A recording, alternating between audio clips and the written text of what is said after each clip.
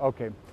We do know that 3 individuals were able to evacuate themselves from the upper story, but even after our firefighting efforts, we did find 5 fatalities on the first floor. So I know that before you guys had discussed that firefighters found some evidence of arson. Can you expand on what that looks like?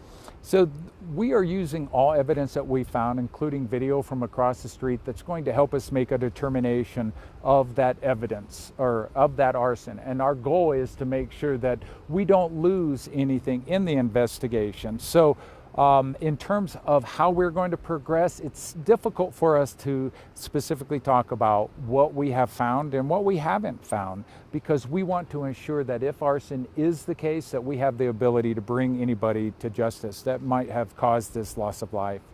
Now, I know that I've seen investigators going around picking up ring video, and it sounds like you just mentioned video as well. Have you guys found video that has been helpful? There is video out there, and it does show the extent of fire upon our arrival. So we know that when we initially arrived on scene, not only Denver Police but also Denver Fire, that the fire was well involved. And it would, those conditions would have been very difficult for anybody to survive. But our goal, again, was to try to get as many people out of there as possible, and unfortunately, there were 5 people that lost their lives. How are the 3 people doing that were on the 2nd floor that were able to escape too? So the initial reports that we received in terms of people in the upper floor was that they actually jumped out of the windows. But then you said you don't have an update on their status.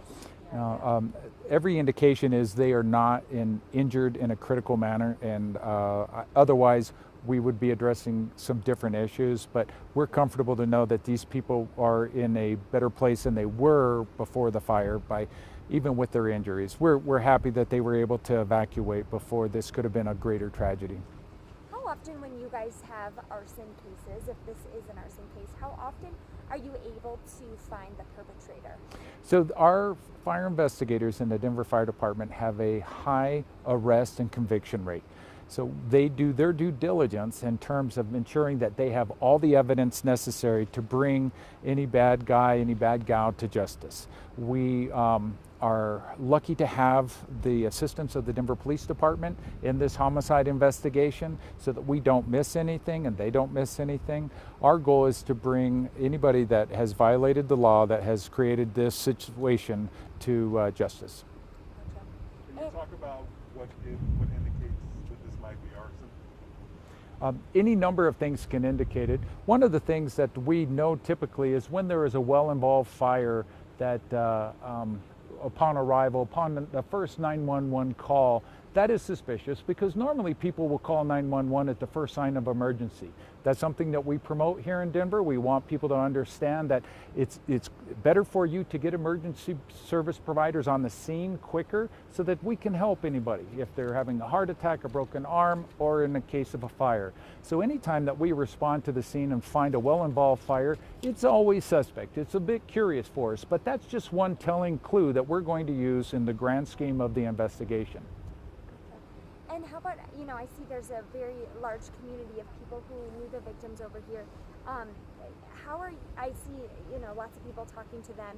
Are you involving them in this process in terms of let us know if you hear or see anything? Exactly. We're asking everybody in this neighborhood, throughout, anybody on TV right now that might have information that could lead to and assist in the investigation and the possible conviction of anybody that might be involved with this.